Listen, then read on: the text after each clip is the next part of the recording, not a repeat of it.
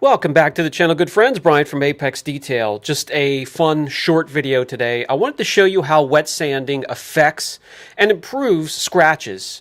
Deep scratches, moderate scratches, scratches through the clear coat, scratches through the clear base coat primer all the way down to the material. We're going to take a closer look. I'm going to show you up close what a scratch looks like. It's filled with jagged edges, and that is where the light it jumps into the valley of the scratch, refracts off of all of those sharp edges and peaks and valleys, and reflects back out into our eyes, and just makes the scratch an ungodly, awful event on the surface of your paint.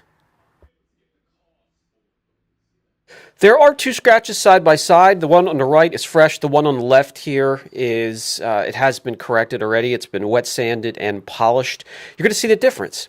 Here it blends in a lot more with the surface. So unless you're looking for it, or you know where it is, or you're really close to the surface of the car, you'll generally pass by it without noticing it at all because we've rounded all of the jagged edges within the valley of the scratch. And then back over once again to that fresh scratch where you can see all the jagged edges. The light is in the valley of the scratch, reflecting off of all those peaks and valleys, and just makes it look god-awful. You can see the metal flake within the base coat color, really giving it its gorgeous look. And we want to wet sand first, and it's going to be a two-step for wet sanding, starting with 2500 grit, then step up to 3000 grit. And there are wet-dry sand methods. Both are fantastic. I like the wet sanding method because it controls dust. It doesn't let dust get up into the air of our shop to land on other things. It stays into a residue that I can easily wipe off and discard of. So as you can see, we're going the motions of the direction of the scratch, getting in there and smoothing out all of those jagged edges. So two big reasons that I like wet sanding, and the first is this right here, the control of residue and also dust in the air. I'm going to show you another reason later on in the video.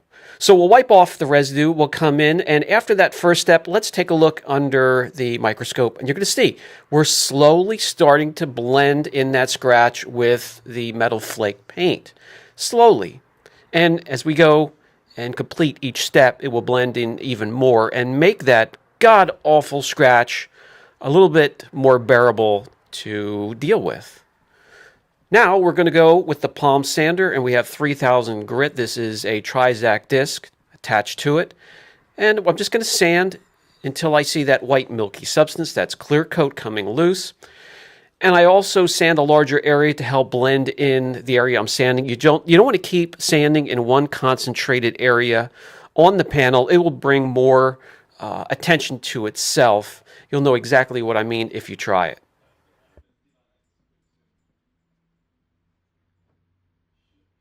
Now, after the second step, let's come in and take a closer look. And you can see what we're doing is using smaller scratches to remove the rather large scratch. And as we take a closer look, it's helping to blend in yet a little bit better.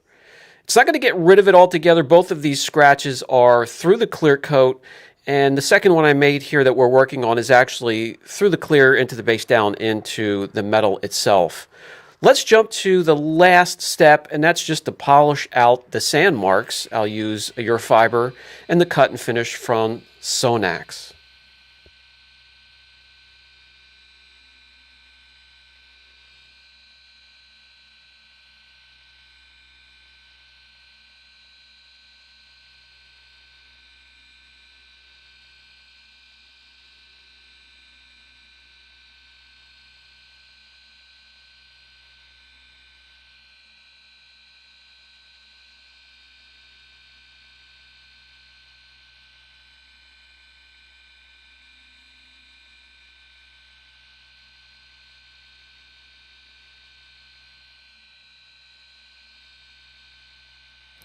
All three steps combined help to smooth out all of the jagged edges, the peaks and valleys within that scratch. And we'll come in, we'll take a closer look. Really the only thing that you're going to be able to see, unless you're up close against the panel, are the areas that are scratched through the clear coat, base coat, down into the panel itself. This area here we just corrected, where it isn't scratched through the color coat actually looks better than the original scratch that we wet sanded and polished.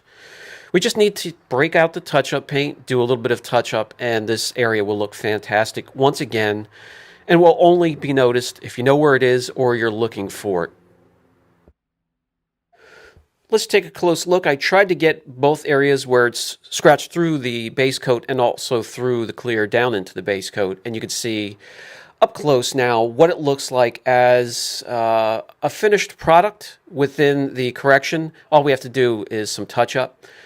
Here we have our media, the sanding media, the wet sanding paper, under the microscope so I could show you why I like the wet sanding method as the second reason here. You'll see all these spots that I'm pointing to. This is a brand new sheet that hasn't even been used. That's why it's a great idea to soak them first and to keep water flowing onto the panel as you're sanding so residue, dirt, dust nibs, whatever, doesn't get caught up in there. Here's one of the Rupes discs, different designs, and you'll see that as I keep switching discs. As you can see, dirt gets caught up in there as well. Grit, dust nibs. Here is a Trizact disc. You'll see the directional pattern here. After just one use, it'll start to crack, and you can get grit caught up in there. And even on the designs themselves, you can get a buildup of residue. Keep them flushed. Soak them before you use them. Keep the water flowing within the area, and you're going to be perfectly fine. This has been Brian from Apex Detail. I hope that sheds some light on scratches and how wet sanding affects them. If you have any questions, don't hesitate. I'll catch you guys in the next video.